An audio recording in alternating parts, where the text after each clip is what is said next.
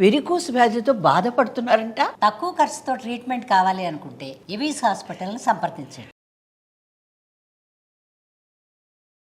నమస్తే రమ్మగారు. నమస్తే జయ.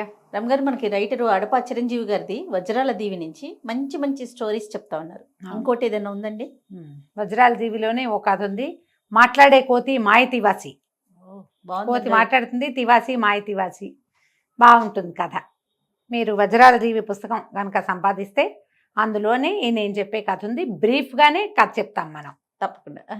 ఈ పుస్తకాలని, చిరంజీవి గారి పుస్తకాలని క్లాసిక్ బుక్స్ వాళ్ళు ప్రింట్ చేశారు. వాళ్ళకి ఫోన్ చేసినా, మనం మెసేజ్ చేసినా ఆన్లైన్ వాళ్ళ నెంబర్ దొరికేస్తుంది. చక్కగా పుస్తకాలు తెప్పించుకోవచ్చు, హ్యాపీగా చదువుకోవచ్చు. చక్కటి భాష, సింపుల్గా కావాలి కథలు చక్కగా ప్రజెంట్ చేసేస్తారు. అందులోంచి ఈ కథ చెప్పుకుందాం. పూర్వమట విచిత్రపురంలో ఒక భార్యాభర్త ఉండేవారు. వీళ్ళకి జయసింహుడు అని ఒక కుమారుడు ఉన్నాడు. ఆ కాలంలో ఏంటంటే ఆయన కొంచెం జమీందారీ అది ఉండేది. ఈయన కొంచెం దానాలు ధర్మాలు అలాంటివి ఎక్కువ. ఏవో వ్యాపారాల్లో పెట్టుబడులు పెట్టి అట్లా పోయి క్రమంగా కుమారుడు పెద్ద అయ్యేసరికి ఆస్తిపాస్తులన్నీ పోగొట్టుకున్నారు వాళ్ళు. తండ్రి కూడా ధర్మభూపతి లాంటి పేరు, ఈశ్వరమ్మ గారు వారి భార్య పేరు. వాళ్ళకి ఆయన ఆరోగ్యం పెద్దగా ఉండేది కాదు. పిల్లవాడు పెద్దవాడు అవుతుంటే నాయన నీకు అన్యాయం చేశాను అలా బాధపడుతూ ఉండేవారు. పిల్లాడి చేతికి వచ్చేనాటికి ఆయన కాలం చేశాడు. తల్లి కొడుకు ఉండిపోయారు. ఇక ఈ ఊళ్ళో పువ్వులు అమ్మిన చోటే కట్టెలు అమ్మలేక వేరే ఏదైనా రాజ్యానికి వెళ్ళి ఏదైనా ఉద్యోగం సంపాదించుకోవాలని అనుకున్నారు. ఈ జయసింహుడు మంచి బలశాలి అయిన కుర్రాడు. సో యుద్ధ విద్యలు అవి కొంత తెలిసినవాడు, నేర్చుకున్నాడు. మరి ఎవరి దగ్గర ఒక వ్యాపారస్తుడి దగ్గర చేరి పనిలో చేరాడు. కానీ ఇంక ఈ ఊళ్ళో ఉండబుద్ధి తండ్రి కాలం చేశాక. ఎప్పటిదో తన చిన్నప్పటిది ఒక బంగారు వస్తువు ఒకటి ఉంటే దాన్ని ఒక వ్యాపారస్తుడి దగ్గర అమ్మి కొంత డబ్బు చేసి అది తల్లి చేతిలో పెట్టి, అమ్మ ఓ 2-3 నెలలు 6 నెలల సమయం తీసుకుని, కొంత సమయం తీసుకుని ఉద్యోగం ఏదైనా సంపాదించుకుని వస్తాను. ఈ రాజ్యంలో మనకి పనులు పుట్టవు, ఇంకో రాజ్యం ఏదైనా చూసుకుని వస్తానని తల్లిని ఈ డబ్బుతోటి నువ్వు ఇల్లు గడుపుకో, నేను రాకపోతే నువ్వు కూడా ఏ దాసీత్వమో చేపట్టాల్సి వస్తుంది, నన్ను క్షమించమని తల్లికి చెప్పుకున్నాడు. తల్లిని వదిలిపెట్టి ఈ కుర్రాడు ఇంకో రాజ్యానికి బయలుదేరాడు. తల్లి ఏదో కొంత ఆహారం ఇచ్చింది. ఉన్న ఆహారం 2-3 రోజులు తిన్నాడు. తర్వాత ఇంకా అడవులు, పైగా ఆ కాలంలో ఏంటంటే ఊళ్ళ మధ్య అడవులు, రాజ్యాల మధ్య అంతా అడవులే. ఇంకో రాజ్యాన్ని చేరాలంటే వెళ్ళాలిగా. ఈ ప్రయాణంలో ఇతను అడవిలో 1-2 రోజులు నిద్ర చేశాడు. 3వ రోజు 4వ రోజు అయ్యేసరికల్లా ఆహారం చాలకుండా ఏదో కాయాకసురు దొరికింది తినాలి, ఓపిక లేనితనంగా కూడా అయిపోయింది. సరే ఏదో చెట్టు కొమ్మ అందుకోబోయి ఆ పక్కన ఉన్న ఒక చీమల పుట్ట మీద పడ్డాడు. పడేసరికల్లా నిజానికి అది చీమల పుట్ట కాదు, అక్కడ ఒక మునీశ్వరుడు ఎంతకాలం నుంచో తపస్సు చేసుకున్నాడు. ఆయన చుట్టూతా ఏర్పడింది పుట్ట. ఇతను పోయి ఆయన మీద పడ్డాడు. ఈ జయసింహుడు పడేసరికల్లా మెలకు వచ్చేసింది. ధ్యానంలో ఉన్న ఆయన వెంటనే కళ్ళు తెరిచి, ఎవడెవరా నీవు, నా తపస్సు భగ్నం చేసావు, వానరుడుగా మారిపోవు, పగలు నరుడుగా సాయంత్రం వానరుడుగా ఈ అడవుల్లో తిరుగుతూ ఉండు, నువ్వు మనిషిగా ప్రవర్తించలేదు కాబట్టి అని శపించేశాడు. ఇవాళ అలా ఏడ్చాడు జయసింహుడు. ఆయన కాళ్ళు పట్టుకున్నాడు. నేనేదో జీవిక కోసం, జీవనభృతి కోసం ఈ అడవిలోకి వచ్చాను, అసలు మీరున్నట్టు కనపడలేదు, సాధారణ పుట్టగానే భావించాను, నేను మీ మీద పడతానని అనుకోలేదు, ఇప్పుడు నా జీవితం ఎటు కాకుండా అయిపోయింది, తల్లిని వదిలిపెట్టి వచ్చాను అని పదే బతిమలాడుకుని దుఃఖించాడు.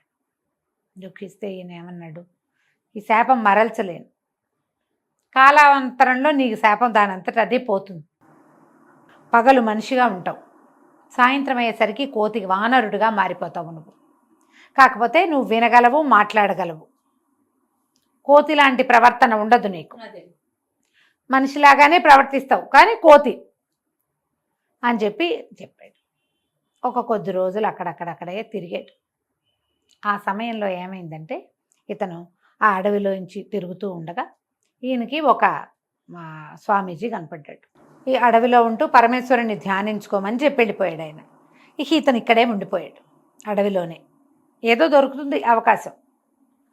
ఇలా ఉంటూ ఉండగా ఏమైంది, ఈ అడవిలో ధ్యానం చేసుకుంటూ ఉండగా ఒక స్వామీజీ కనపడ్డారు. ఈ స్వామీజీ ఎవరైనా, ఈయన ముకుంద స్వామి అని ఒక యోగి.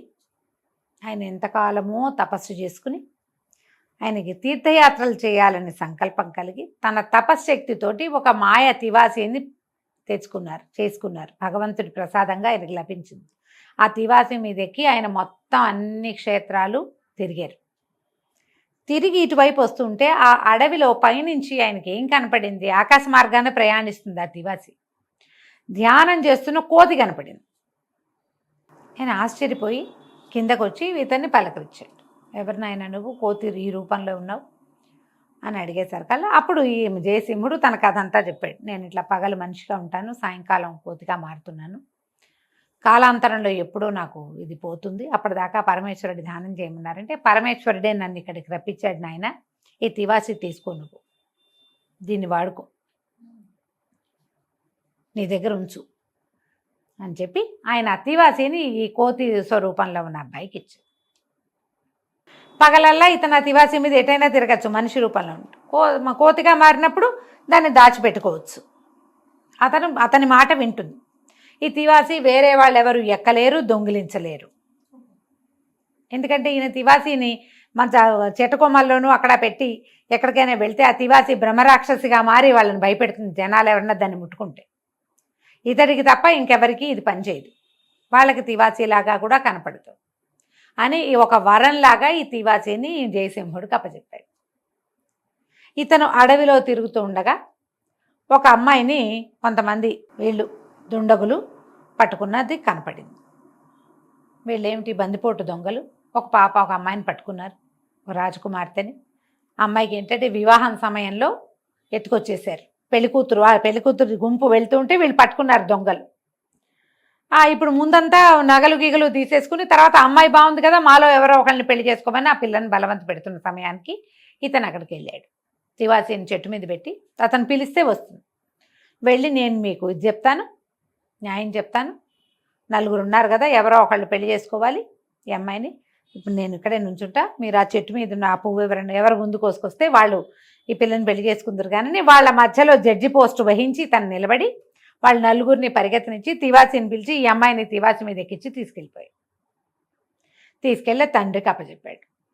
కొంచెం ఆ అమ్మాయిని వివాహం చేసుకోమన్న హింట్ వాళ్ళు ఇచ్చారు. కానీ ఇతను వేరే వాళ్ళకి పెళ్ళికి కుదిర్చిన పిల్లని నేను ఎట్లా చేసుకుంటాను, నేను ఎట్లా పెళ్లి చేసుకుని ఆయన మా అమ్మాయిని ఎవరు తీసుకొస్తారో వాళ్ళకి 1,00,000 వరహాలు ఇస్తానన్నాను, 1,00,000 వరహాలైనా తీసుకెళ్ళిన ఆయన అని ధనపు రాసులు మూట కట్టి చేతులు పెట్టాడు. ధనం తీసుకున్నాడు.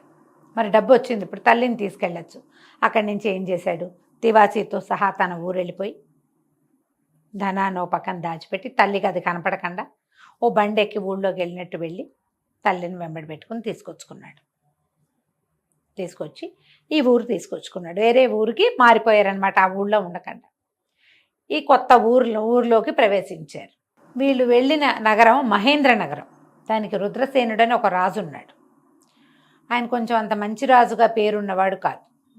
వీళ్ళు వెళ్ళిపోయి ఇది చాలా సంపద ఉంది కదా, ఓ చక్కటి మేడ ఒకటి కొనుక్కున్నాడు. తల్లి తను ఈశ్వరదేవి, ఇతను ఉండి చుట్టుపక్కలందరికీ కాస్త దానం ధర్మం చేస్తూ మంచివాడిగా పేరు తెచ్చుకున్నాడు. అయితే ఈ రుద్రసేనుడి మీద ఎప్పుడైతే జనాలకి ఇలాంటి అభిప్రాయం ఉందో, రాజు సరైనవాడు కాదు, కొంచెం పల్లెటూళ్ళల్లో అందరి దగ్గర నుంచి డబ్బులు బాగా పన్నులు వసూలు చేసేస్తాడు, వీళ్ళకి గ్రామాలకి కావలసిన ఏ వసతులు చేయించడు, కొన్ని చోట్ల కాటకంతో క్షామాలతోటి అల్లాడిపోతున్నారు పంటలు పండక, మనకి బాధగా ఉంటుంది, వీళ్ళకి సహాయం చేయాలి అని చెప్పి ఇతను ఏం చేస్తాడు, గజ దొంగ అవతారం ఎత్తుతాడు. ఊళ్ళో ఎవరో గజ దొంగ ఏర్పడ్డాడు. రాజుగారి ఖజానా నుంచి డబ్బు వచ్చేస్తుంది బయటికి. ఎప్పుడు వస్తున్నాడో, ఎలా వస్తున్నాడో, ఎంత కాపలాన్ని కట్టుదిట్టం చేసినా సరే వాళ్ళు అతన్ని పట్టుకోలేకపోతున్నారు. గజ దొంగ అక్కడి నుంచి గజ దొంగ సొమ్ములు దొంగలిచ్చేసి ఈ ఊరికి సిటీకి దూరంగా ఉన్న పల్లెల్లో పంచిపెట్టబడుతోంది డబ్బు. ఆ పంచిపెట్టేది ఒక కోతి. అది ఎలా వస్తుందో ఏం చేస్తుందో ఆంజనేయుడు అవతారంగా భావిస్తారు పల్లెటూళ్ళల్లో జనం. ఇక్కడున్న ఈ జయసింహుడు తన ఇంటి చుట్టుపక్కల కూడా కాస్తా కుస్తా దానం ధర్మం చేసేవాడు. క్రమంగా రాజుగారికి అర్థమైంది, ఎవడో ఒక దొంగ ఎట్లా వస్తున్నాడో తెలియటం లేదని కాపలాలు కట్టుదిట్టం చేశారు. వీళ్ళకి మెల్లిగా తెలిసింది, ఒక కోతి స్వరూపంలో ఉన్నది ఏదో ఒకటి తిరుగుతోంది, అది మాట్లాడుతుంది. ఎంత కట్టుదిట్టం చేశారో కాపలా. అక్కడి నుంచి ఏం చేశారు, వీళ్ళు ఒకరోజు ఇతను తిరిగి వస్తుండగా ఈ దానాన్ని దానం చేసి తిరిగి వస్తుంటే ఎవరో కుర్రాన్ని ఎలుగుబంట్లు వేటాడుతున్నట్టుగా ఎలుగుబంట్లు చుట్టుకుంటూ ఉన్నట్టు కనపడింది. ఇతని తివాసితో సహా కిందకి వెళ్ళిపోయి ఆ కుర్రాన్ని తన తివాసి మీద ఎక్కించుకుని రక్షిస్తాడు. పింగళుడు ఆ కుర్రాడి పేరు. ఆ పింగళుడు కూడా ఇతనితో ఉండబట్టడం మొదలు పెడతాడు. కొంతకాలానికి అతనికి కూడా రహస్యం తెలుస్తుంది. కానీ జయసింహుడు వాళ్ళ అమ్మకి ఈ రహస్యం చెప్పడు. తను రాత్రిపూట కోతిగా మారుతున్న సంగతికి తెలియనివ్వడు. తివాసి ఉన్నది తెలుసు, అమ్మ ఇది దాచిపెట్టాలని చెప్పాడు. తివాసి మీదే కదా ఆవిడ కూడా వచ్చింది. కానీ ఈవిడ చెప్తుంటుంది, నాన్న ఎవరో మాట్లాడే కోతి తిరుగుతోందిట ఊళ్ళో. అంటే అలా ఎలా ఉంటాయమ్మా అంటాడు. తానే అని మాత్రం చెప్పడు. గదిలో ఉంటాడు. రాత్రిపూట ఏదైనా శబ్దం వస్తే ఇది ఏమిటి, నువ్వు రాత్రిపూట ఎందుకు లోపల ఉంటున్నావు అని తల్లి అడిగితే ఒక యక్షుడి శాపం ఉందని, యక్షుడు లోపలే ఉంటాడని, ఆ సమయంలో తను ఎవరికి కనపడకూడదని అట్లా తల్లికి కొంచెం అబద్ధం చెప్పి గదిలో ఉన్నట్టే ఉంటాడు. తలుపులు వేసేసుకుంటాడు చీకటి పడేసరికి. ఆవిడ ఇంకా పిలవదు. తెల్లవారి లోపల ఇతను చుట్టుపెట్టాల్సిన వాడిని చుట్టుపెట్టి చక్కబెట్టాల్సిన వ్యవహారం చక్కబెట్టుకుని వచ్చేసేవాడు. క్రమంగా ఈ తివాసి ఉన్న ఇతనే ఈ మాట్లాడే కోతిగా ఉన్నాడని పింగళుడికి కూడా తెలుస్తుంది. కానీ ఇక వాళ్ళిద్దరూ కలిసే చేస్తారు ఈ పనులు. రాజుగారి సేవలో తిరిగేటువంటి ఒక అమ్మాయి ఓ వాసంతి ఇతనితో స్నేహం కలుస్తుంది. ఆ అమ్మాయిని రక్షిస్తారు ఒకసారి వీళ్ళు. రక్షించేసరికల్లా ఆ పిల్ల ఈ పింగళుడితో స్నేహం చేసి రాజుగారి కోటలో చిన్న పొన్న రహస్యాలుంటే చెప్పేస్తారు ఆడపిల్లలు. ఈ పింగళుడికి ఏం చెప్తుందంటే, రాజుగారు తన ఖజానాన్ని వేరే చోటకు మార్చేస్తున్నారు కొండకొమ్మ మీదకి, మా నాన్న చాలా హడావిడిగా ఉన్నాడని చెప్తుంది. ఆ విషయాన్ని పింగళుడు తెచ్చి జయసింహుడికి అప్పచెప్తాడు. అప్పుడు చూస్తే ఒక కొండ చివర ఒక పక్క నుంచి అసలు లోపలికి రాలేరు, ఒకవైపు నుంచే దానికి అవకాశం ఉంటుంది, రెండో వైపు అంతా కొండే అది. ఆ పైన ఈ ఖజానా ఉందని తెలుస్తుంది. ఇతని తన తివాసీతోటి అక్కడికి వెళ్ళిపోతాడు. క్రమంగా వాళ్ళకి ఎదురుపడ్డం మొదలు పెడుతుంది. కోతి మొహం ఎదురుపడుతూ ఉంటుంది. సైనికులు భయపడతారు. ఇంతెత్తున 6.5 అడుగులు శరీరం, ఇంతెత్తుగా ఉన్న మనిషి, అది కోతి, మాట్లాడుతుంది, దానికి కత్తి తిప్పడం వచ్చు, క్షణాల్లో మాయమవుతుంది. ఎట్టా వస్తుందో తెలియటం లేదు. కోతి రావాలంటే ఏదో పట్టుకుని వేళ్లాడుతూ చేయాలిగా, ఇది ఎట్టా వస్తుందో తెలియదు. తివాసి తను కనపడకుండా ఉంటుంది ఇతరులకి. అక్కడి నుంచి కూడా ధనాన్ని దొంగతనం చేస్తాడు. ఇప్పుడు ఈయనేమంటాడు, ఎవరెవరు ఊళ్ళో దానపరులుగా ఉన్నారో వాళ్ళందరినీ తీసుకొద్దాం, వాళ్ళలో ఎవడైనా దొంగ ఉన్నాడేమోనని డౌట్ వస్తుంది. చాలా మందిని పిలుస్తారు. ఇట్లా ధర్మవారులు ఉంటారు కదా దానాలు చేసే వాళ్ళలో, జయసింహుడిని కూడా పిలుస్తారు. ఈయన 1-2 సార్లు ఆ కోతిని చూస్తున్నాడు. ఒడ్డు పొడుగు తెలుసు రుద్రభూపతికి, రాజుగారికి తెలుసు రుద్రసేనుడికి. ఆయన ఏమంటాడు, నువ్వే ఎందుకు కాకూడదంటే, సరే నన్ను అరెస్ట్ చేయండి, నేను కాదని తెలుస్తుంది కదా మీకు అనేసరికి సరే అనుకుంటాడు. అరెస్ట్ చేసి లోపల పెడతారు. జైల్లో ఉంటే ఈ తివాసి ఇతను ఎక్కడి నుంచి ఉంటే అక్కడికి వచ్చేస్తుంది రాత్రిపూట. కోతిగా మారిపోతాడు, తివాసితోటి బయటికి వెళ్తాడు, తెల్లవారేసరికి మళ్ళీ లోపలికి వచ్చేస్తాడు. ఎలా వెళ్ళాడో అలాగే తివాసితో పాటు లోపలికి వచ్చేస్తాడు. కాబట్టి ఇతను కాదని వదిలేస్తారు. ఏం చెయ్యాలో తెలీదు. సరే, ఒకనాటికి మెల్లిగా కొద్ది రోజులకి ఇతన్ని ఆవేశంతో పట్టేసుకుంటారు. పట్టుకునేసరికల్లా ఇక ప్రజల్లో కూడా ఒక అలజడి వచ్చేస్తుంది. ఎందుకంటే ఈ కోతి స్వరూపంతో ఉన్నవాడు ఏ ఊళ్ళల్లో కాటకం ఉందో క్షామం ఉందో అక్కడంతా డబ్బు పంచిపెట్టాడు, అందరికీ ధాన్యం పంచిపెట్టాడు. అతను పంచింది అంతా రాజుగారి డబ్బే. రాజుగారి డబ్బు అంటే రాజు ఎక్కడి నుంచి సంపాదిస్తాడు, ప్రజలదే కదా, పన్నుల రూపంలో వాళ్ళ డబ్బే వాళ్ళ దగ్గర చేరుతుంది. ప్రజల్లో కూడా ఒక గొడవ వచ్చేస్తుంది. ఈ పట్టుకున్న వాడిని వదిలేయాల్సిందేనని రాజు మంత్రి చాలా ఆలోచిస్తారు. కానీ ఇక్కడ కుదరదు, ఇతను ఉరిదీస్తామంటారు. తను పట్టేస్తారు. పట్టేసేసరికి ప్రజలు తిరుగుబాటు చేసేస్తారు. తిరుగుబాటు చేస్తే అతన్ని దింపేస్తారు రాజుని. జయసింహుడే మాకు రాజు కావాలంటే జయసింహుడు చెప్తాను, నేను శాపగ్రస్తుడిని అంటే, అయినా సరే పగలు మనిషిగా ఉండి రాత్రి కోతిగా ఉన్నా పర్వాలా. ఇప్పుడు కోతిగా ఉంటే కోతిది ఎలాంటి బుద్ధి, కానీ ఇతనిది ఎలాంటి బుద్ధి, ధర్మపరుడుగా ఉన్నాడు. సహజంగా అతను ఎలాంటి వాడో ఒక జంతువుగా వనేచరుడుగా మారినా కూడా అలానే ఉన్నాడు. కాబట్టి నాకు ఇతను వీళ్ళే రాజు కావాలని వాడు చాలా పట్టుపడతారు. సరే, ఇతనికితో వివాహానికి కూడా ఒక పెళ్లి కూతురు కూడా తయారవుతుంది. ఈగల దొంగలు ఎత్తుకుపోయిన కొంతమంది అమ్మాయిల్ని రక్షిస్తాడు. అందులో ఒక పిల్లని ప్రేమిస్తాడు. ఆ పిల్ల తనతో పెళ్లి కూడా సిద్ధపడుతుంది. పట్టాభిషేకానికి సాయంకాలం ముహూర్తం నిర్ణయిస్తారు. సాయంకాలం ఇతను కోతిగా మారుతాడు. ఆ వానరుడిగా మారిన జయసింహుడి నెత్తి మీదే కిరీటం పెడతారు. కిరీటం పెట్టంగానే వెంటనే మానవ రూపు వచ్చేస్తుంది అతనికి. అంటే శాపం దానంతటా అది పోతుందని చెప్పాడు కదా ముందు చెప్పిన మునీశ్వరుడు. అప్పుడు ఈయన ముకుంద స్వామి తిరిగి వస్తాడు. వచ్చి నాయన నీ గొప్పతనం నాకు అర్థమైంది, నేను ఇచ్చిన తివాసీతోటే నువ్వు ఇవన్నీ సాధించగలిగావు అని చాలా మెచ్చుకుంటాడు. ఇప్పుడు ఇంత ఒక రాజ్యంలో క్షామాన్ని కాటకాన్ని వాటన్నిటినీ సరిచేసి ఒక రాజుని సరిచేసి రాజుని మంత్రిని అరెస్ట్ చేస్తారు. ప్రజలంతా చావగొడతారు కానీ తను ఒప్పుకోడు. మీరు కష్టపడి పని చేయండి, రైతు కష్టం ఏమిటో మీకు తెలియాలని వాళ్ళనేమో పనులలో ప్రవేశపెడతాడు. వాళ్ళకేం శిక్ష వేయడు, పని చేయాలంతే. అక్కడి నుంచి వివాహం చేసుకుంటాడు.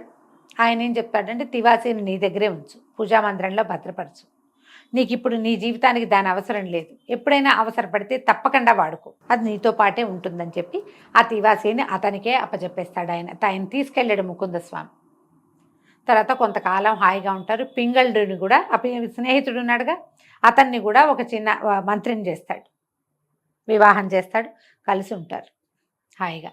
మళ్ళీ కొంతకాలానికి ఊళ్ళల్లో ఎక్కడో గొడవలు అవుతున్నాయని వార్తలు వచ్చేసరికి తివాసీని మళ్ళీ బయటికి తీసి స్నేహితులిద్దరూ తివాసీ ఎక్కి వెళ్ళి అక్కడ పరిస్థితులను చక్కదిద్దటానికి వెళ్తారు. ఒక సాధారణ జమీందారి వారసుడైన కుర్రాడు ఆస్తులన్నీ పోగొట్టుకుని చివరికి భగవత్ సహాయంతో తన మంచి ధర్మబుద్ధితోటి ఒక రాజ్యానికి వచ్చిన ఆపదలన్నిటినీ సెట్ చేసి రాజ్యానికి రాజు అయిన ఈ మాట్లాడే కోతి మాయ తివాసీ కథ నేను బ్రీఫెస్ట్గా చెప్పాను.